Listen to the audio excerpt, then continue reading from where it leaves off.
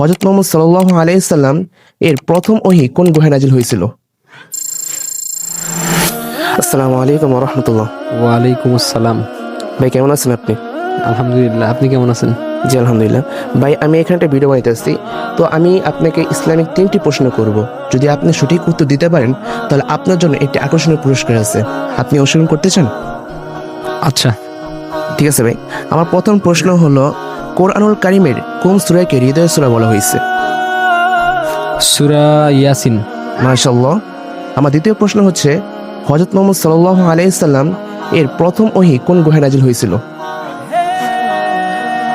হেরা গুহা। মাশাআল্লাহ। আমার তৃতীয় প্রশ্নটি হচ্ছে, রমজানের মূল উদ্দেশ্যটা কি? রমজানের মূল উদ্দেশ্য হচ্ছে তাকওয়া অর্জন করা।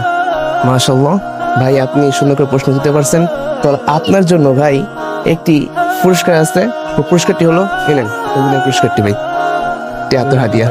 ধন্যবাদ।